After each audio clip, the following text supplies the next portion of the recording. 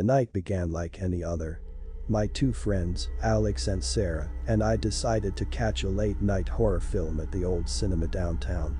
The neon lights flickered above the entrance, casting an eerie glow on the damp pavement. The air was thick with the scent of buttered popcorn and anticipation. Little did we know, that night would become a chilling tale etched in the darkest corners of our memories. As we entered the dimly lit lobby, the musty smell of worn-out carpet and stale air enveloped us. The ticket booth attendant, an elderly man with a tired expression, handed us our tickets with a faint smile. The movie we chose was a classic horror flick, promising thrills and chills that would linger long after the credits rolled. The cinema itself felt like a relic of the past, with its faded red velvet seats and cracked leather armrests. We settled into our spots, excitement bubbling beneath the surface. Little did we know that the horror unfolding that night would be far more real than anything projected onto the silver screen. The lights dimmed, and the opening credits began to roll. The film gripped us from the start, but as the tension on the screen heightened, an unexpected disturbance began to unfold in the cinema's restroom.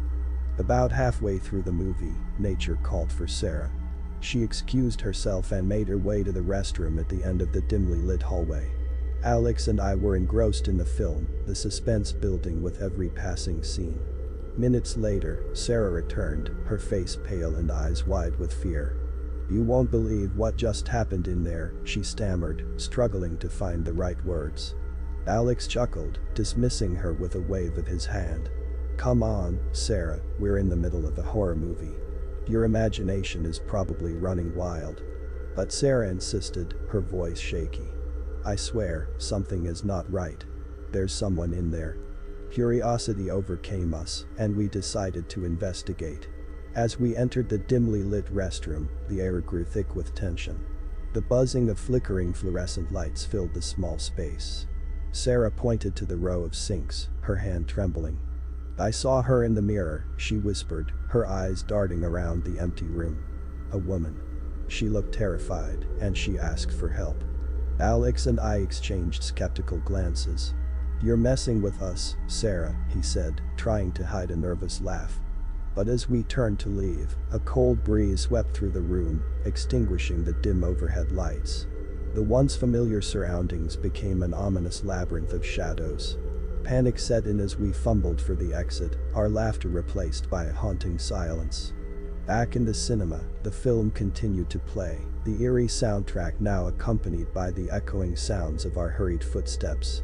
We returned to our seats, but an unspoken unease lingered in the air.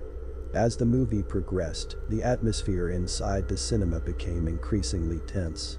Unexplained whispers and distant footsteps echoed through the aisles. The once comforting darkness now felt suffocating, as if unseen eyes were watching our every move. During a particularly intense scene, the film projector flickered, casting distorted shadows on the walls. The audience gasped, a collective shiver running through the crowd. I glanced at Alex and Sarah, their faces pale and eyes wide with a growing dread. The ghostly encounters in the restroom were only the beginning. As the night wore on, the vengeful spirit revealed herself more openly.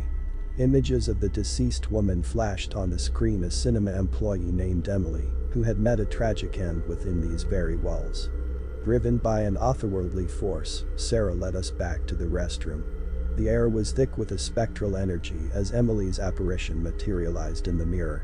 Her eyes were hollow, filled with the pain of an unresolved death. "I was murdered," she whispered, her voice barely audible over the distant screams from the horror film. "He killed me, and he still walks among the living." We were paralyzed with fear as Emily recounted the gruesome tale of betrayal and murder. She had discovered a dark secret within the cinema, one that cost her life. The murderer was none other than her colleague, a man we knew as the cinema's manager. Intent on seeking justice from beyond the grave, Emily pleaded for our help. We were reluctant heroes caught in the crossfire of a supernatural vendetta. The once mundane cinema transformed into a haunted battleground where the living and the dead clashed in a struggle for retribution. The ghostly encounters escalated, reaching a crescendo of terror. Shadows danced along the walls, and ghostly whispers echoed through the desolate corridors. The cinema became a labyrinth of horrors, each turn leading to a new nightmare. In an attempt to uncover the truth, we delved into the cinema's dark history.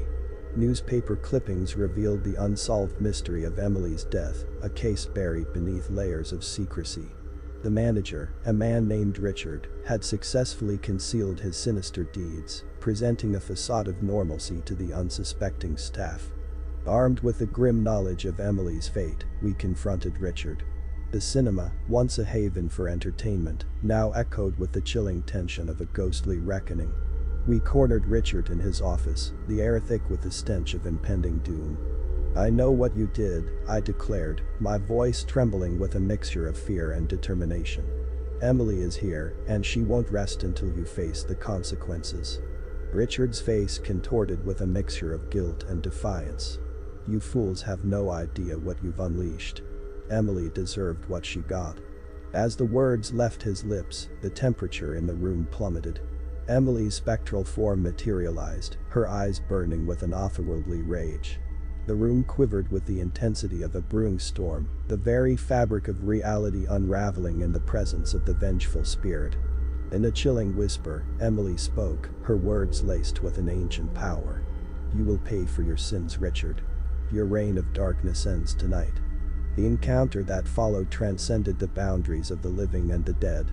Richard, desperate to escape the spectral justice, tried to flee the cinema. But Emily's ethereal presence barred his path, condemning him to a fate worse than death. As the confrontation reached its climax, the cinema itself seemed to rebel against the darkness that had plagued its halls. Lights flickered, doors slammed shut, and the very walls seemed to groan with the weight of the supernatural turmoil. In the end, justice prevailed, and Richard met the same fate he had imposed upon Emily. The once haunted cinema returned to an eerie silence, the echoes of the supernatural struggle fading into the shadows. The vengeful spirit found solace, her tortured soul finally at peace. As we exited the cinema, the first rays of dawn painted the sky with hues of pink and orange. The world outside seemed to have no knowledge of the horrors we had faced within those haunted walls. The neon lights of the cinema flickered one last time before dimming into a solemn stillness. The three of us walked away, forever changed by the night's events. The line between the living and the dead had blurred, leaving an indelible mark on our souls. The cinema, once a place of entertainment, now stood as a haunting reminder of the thin veil that separates the world we know from the shadows that linger beyond. As we looked back one final time, the cinema's marquee displayed the title of the movie we had come to see, a chilling reminder that reality can be far more terrifying than anything the imagination could conjure. The words glowed in the fading darkness. The Haunting of Cinema 13.